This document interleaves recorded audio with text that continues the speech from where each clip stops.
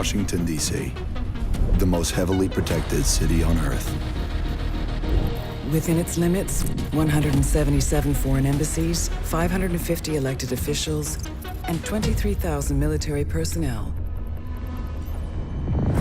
In the event of an attack, critical personnel are evacuated, underground shelters open, while complex defense systems patrol the sky.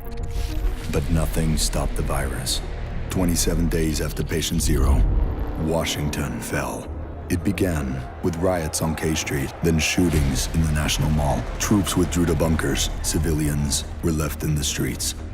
America is on the brink of collapse, but some people have survived. Gardens grow on rooftops, their fences patrolled with rifles, in communities that live under constant siege. Survival has taken the form of urban warfare. Centuries ago, on this very soil, brother fought brother, spilling blood to forge the United States. History is threatening to repeat itself. Now, in the heat of summer, 6 months after the outbreak began, a remnant of a corrupt state lurks in the shadows, ready to engage in a new civil war. Agents of the division are the only ones standing against it. But how do you save a nation when its enemies come from within?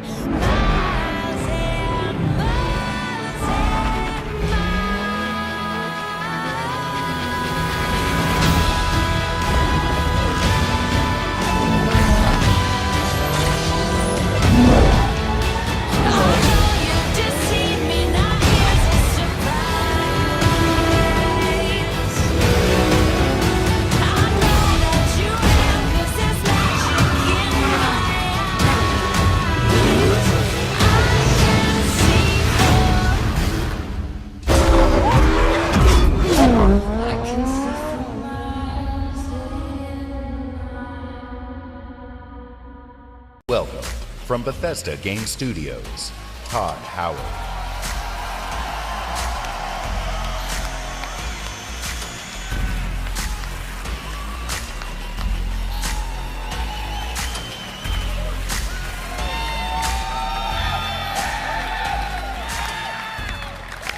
How's everybody doing? Oh, it's great to see everybody again. You know, actually, the Bethesda event is a few hours right after this across the street. And Phil said to me, I'm having a few friends over. Why don't you stop by? And look, I know Phil is really, really charming, but damn, he's got a lot of friends. And the good news is, you're our friends too. We've had an incredible 16-year history with Xbox, going all the way back to the original with Morrowind. Now backwards compatible. And that goes all the way to bringing mods to consoles with Fallout 4. And now we are bringing the Fallout universe to Xbox Game Pass with Fallout 4 launching today.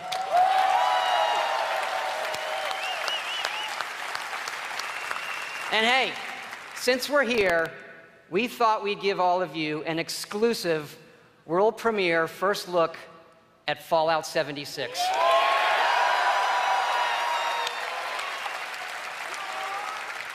Yes, Fallout 76 is a prequel to all the other games, and it is our biggest one yet. It is 4 times the size of Fallout 4. Set in the hills of West Virginia, you are one of the first to emerge into an untamed and very different wasteland.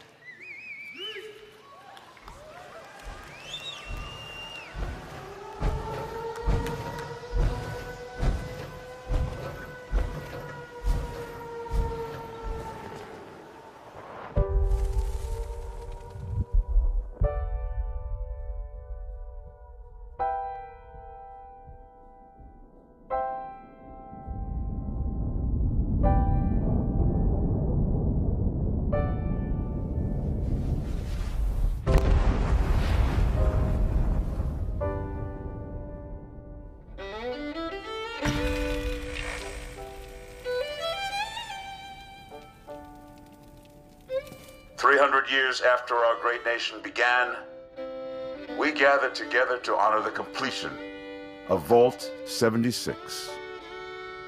This sprawling underground shelter may have been engineered by Vault Tech, but it was built by you. So that if the bombs do come, our way of life will endure.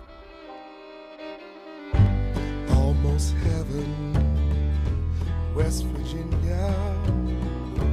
Blue Ridge Mountains, Shenandoah River. Life is all there, older than the trees, younger than the mountains, blowing like the breeze. Country roads, take me home to the place I belong. West Virginia, Mountain Mama, take me home. Country roads, take me home. For when the fighting is stopped and the fallout has settled, you must rebuild. Not just walls, not just buildings, but hearts and minds, and ultimately, America itself. Country roads, take me home, country roads. In Vault 76, our future begins.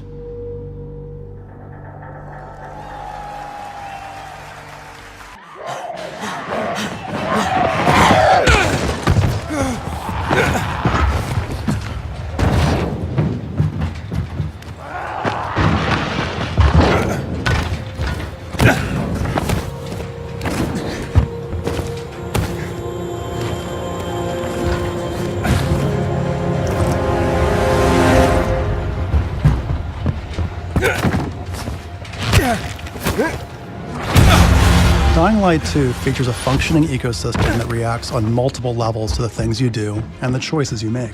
In the example we're about to show you, our protagonist undertakes a mission for the Peacekeepers, one of the many factions active in the city. They want you to negotiate with 2 survivors who are controlling and hoarding a water supply. Are you going to insult us with another final offer? Let's say you choose to carry out the Peacekeepers' orders, one way or another. Stay back! After this, you'll start seeing a significant change in the city, as access to the water supply has allowed the Peacekeepers to bring stability and develop the area. There's even running water for the people at street level. And that raises their morale and allows you to replenish your energy on the go. But there's a cost to this. The PKs have a rigid approach to law and order. So while the streets may be safer, it's only safe for those who side with them. So if you get on their bad side.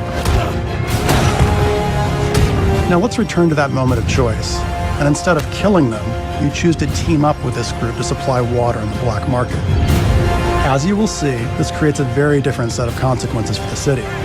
With water being a precious currency, it brings you access to new resources and trade. But this in turn attracts the worst type of people to the area.